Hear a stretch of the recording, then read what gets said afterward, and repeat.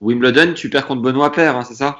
C'est ça, ouais. Je me qualifie, je passe un tour, je bats Alejandro Falla, le Colombien, Ouais. et je perds contre Benoît Paire au deuxième tour. Ouais. Open, je me qualifie et je perds contre Gasquet au deuxième tour. Et Et quel est ton regard sur un Benoît Paire qui est pas un foudre de l'entraînement, mais qui exploite quand même plutôt bien son potentiel, quoi. Enfin, ouais, bien sûr. Ah bah non, mais lui, bah voilà, lui, on peut dire un petit peu que c'est comme un génie, ce mec. Hein, il a un talent incroyable. Quand on voit, quand on revoit les coups qu'il est capable de faire, quand il met ses meilleurs coups, ses coups les plus spectaculaires, bon, c'est extraordinaire. C'est fabuleux de voir un joueur pareil.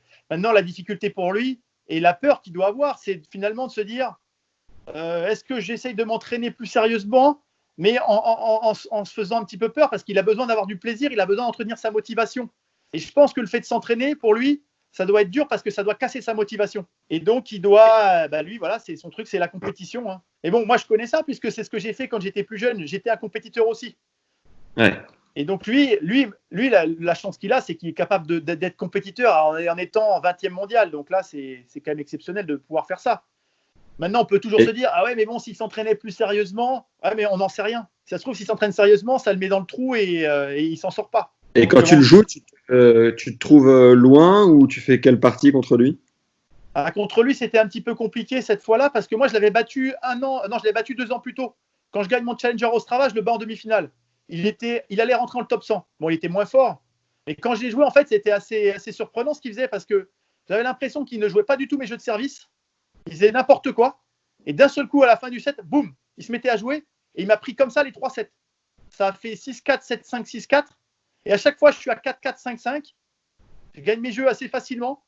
Et d'un seul coup, il se met à me faire 3-4 tours de folie et je me fais cueillir à chaque fois.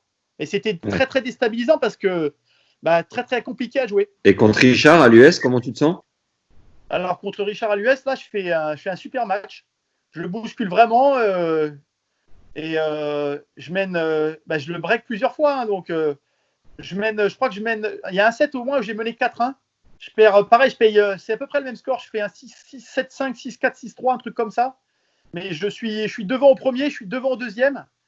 Mais je n'arrive pas à tenir parce que il est exigeant aussi. Hein, il nous pousse quand même à la faute. Et donc, mais bon, globalement, je suis content parce que je joue mon match et autant parfois ça m'arrive de déjouer parce que je regarde un peu l'adversaire que là, voilà, j'ai joué mon match à fond. Et globalement, je suis satisfait de ce que je fais. Tu as accès à la 4e masterclass avec le prépa mental et sophrologue Gilles Taraquois qui a travaillé pour la Ligue Auvergne-Rhône-Alpes. Gilles nous fait entre autres une initiation à la sophro pour apprendre à te servir de la respiration dans le but de gagner en relâchement et en plaisir sur le cours. C'est tout bénef.